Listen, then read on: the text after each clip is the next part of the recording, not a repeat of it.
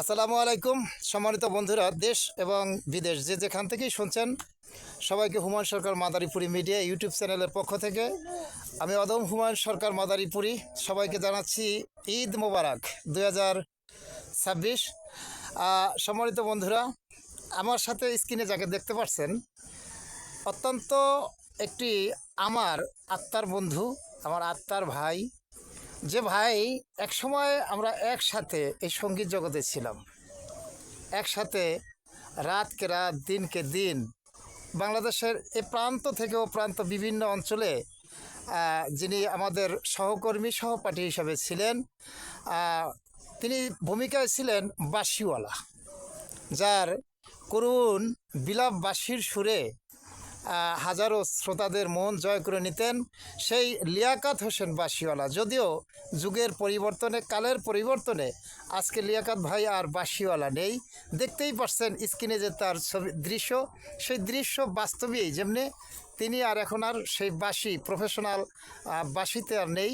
এখন সে মাওলার প্রেমে মজনু হয়ে সেই একমাত্র আল্লাহর ধ্যানমগ্ন থাকেন এবং ওই আল্লাহরই উপাসনা করেন। হয়তো আজকে প্রায় 20 বছর পরে আবার লিয়াকত হোসেন ভাইয়ের সাথে আবার সাক্ষাৎ।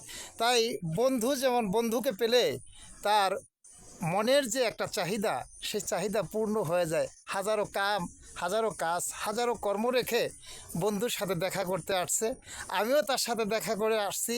তাই মনের আবেগে আমাকে দেখে সেই যে হারানো দিনের সেই বাঁশিটা হাতে করে নিয়ে আসছে। এজন্য আমরা অনেক আনন্দিত। আলহামদুলিল্লাহ, লিয়াকাত ভাই হয়তোবা সুর মানুষ কখনোই ভোলে না, আর ফিঙ্গারের যে কাজ এটা মৃত্যুর আগ পর্যন্ত থাকে। তাই তার যে শিক্ষা, তার বিদ্যা, তার প্রতিভা যে মৃত্যুর আগ পর্যন্ত থাকে, তার জালালি প্রমাণ হলো লিয়াকাত ভাই। তাই অবশ্য সুরে ছন্দের তালে ভাষায় হয়তো যদি কোনো ভুল ত্রুটি হয়ে থাকে, লিয়াকাত ভাইয়ের পক্ষ থেকে আমি অদম হুমায়ুন সরকার মাদারীপুরি সবাই কাছে আমি করজোরে মিনতি করে নিচ্ছি।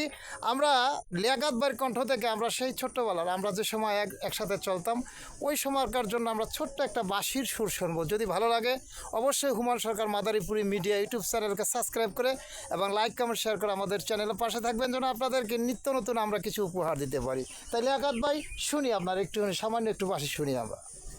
আসসালামু আলাইকুম। ওয়ালাইকুম সালাম রহমতুল্লাহ।